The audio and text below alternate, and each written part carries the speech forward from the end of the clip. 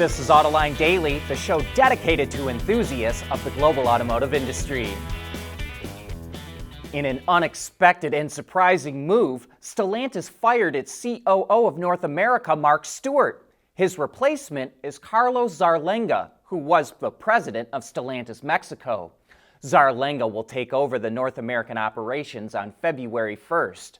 Under Mark Stewart, Stellantis North America, which is essentially the former Chrysler Group, was the economic powerhouse of the company. In 2022, which is the most recent full-year financial data available, the Chrysler Group accounted for 31% of the company's total vehicle sales, 47% of its total revenues, and 60% of its total operating profits. So why would Carlos Tavares, the CEO of Stellantis, decide he needed to replace Mark Stewart? The press release announcing the change cited the need to unleash the potential of iconic American brands. That suggests that Tavares thought the Chrysler Group should be doing better. The release also said that Zarlenga would work in close cooperation with the brand CEOs, which may suggest that Stewart wasn't doing that as much as Tavares thought he should be. And maybe Tavares didn't like the fact that UAW President Shawn Fain singled out Stellantis as the most cooperative of the Detroit Three in agreeing to an expensive labor contract. But whatever the reason, this change is a milestone in that there are no longer any Americans in senior management positions at Stellantis, even though its American operations play an outsized role in the company. He's the richest man in the world, worth over $230 billion, which is bigger than the economies of 157 countries, and yet he wants more. We're talking about Elon Musk, of course. He says he needs to double his stock ownership of Tesla. Musk has 13% of all company shares, but in a tweet on X, he said he wants about 25% if he's going to make the company a leader in artificial intelligence and robotics. Otherwise, he thinks it will need to happen outside of Tesla. Critics were quick to point out that if he hadn't sold so many shares to buy Twitter, he'd have a lot more Tesla stock.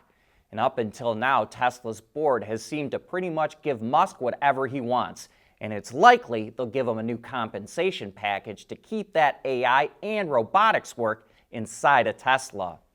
Wall Street analyst Adam Jonas at Morgan Stanley says Tesla's Dojo AI computer could add $600 billion to the company's market valuation.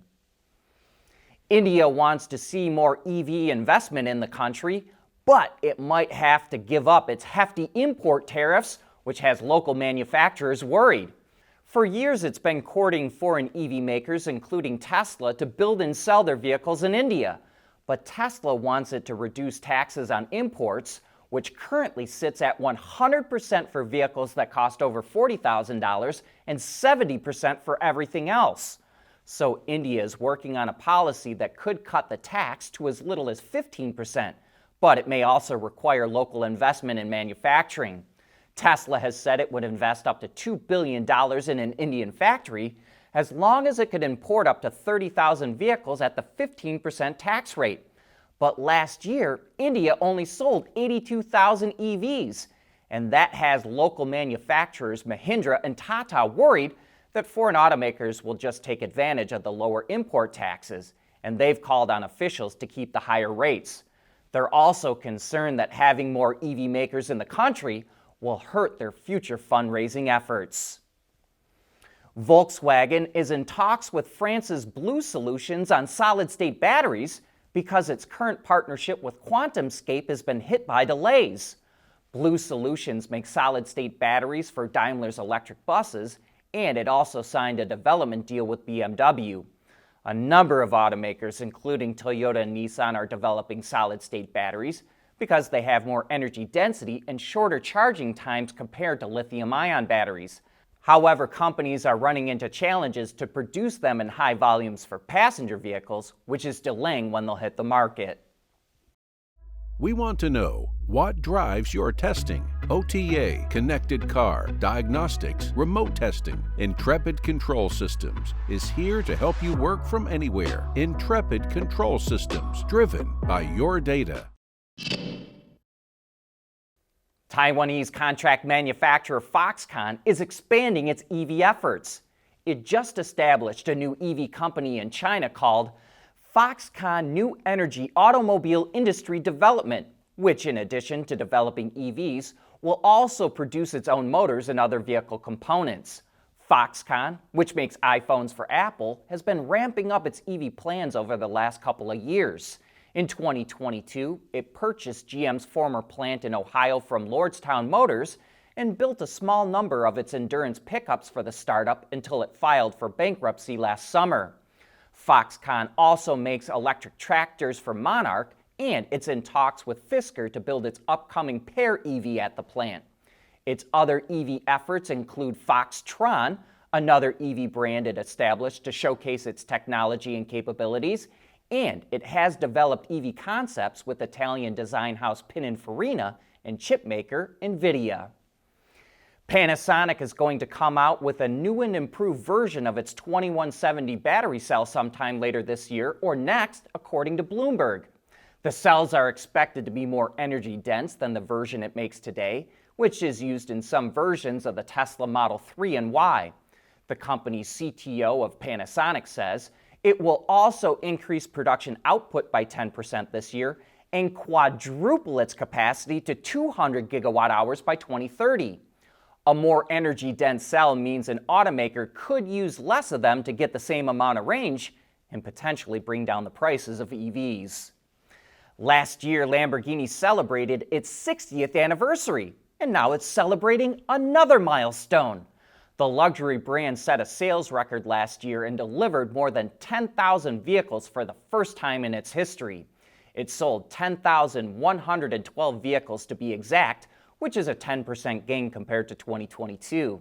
The Urus SUV accounts for most of that, with more than 6,000 deliveries, followed by the Huracan with nearly 4,000 sold last year. Lambo also says its first plug-in hybrid, the Revuelto, which was launched in 2023, is popular with customers, and it has enough orders to cover production into late 2026. Mercedes is getting ready to launch the new version of the eSprinter van in Europe. It will come in 2 body shapes, lengths, and motor sizes, as well as 3 battery packs. Power will come from either a 100 kilowatt or 150 kilowatt electric motor, which is 134 or 201 horsepower.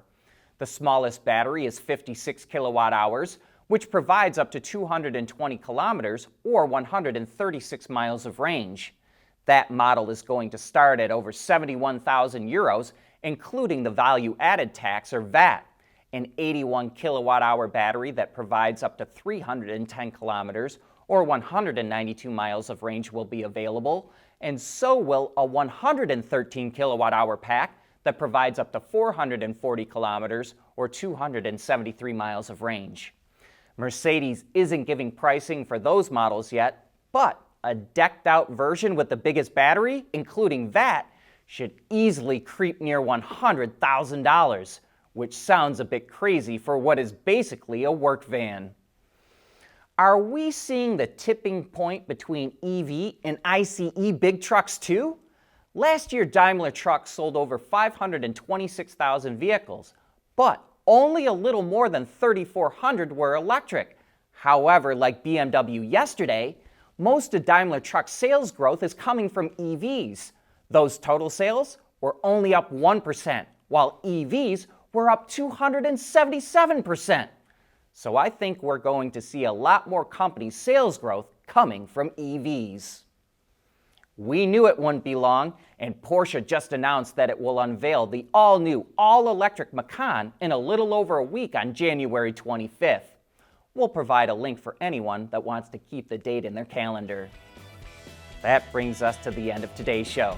Thanks for making Autoline a part of your day.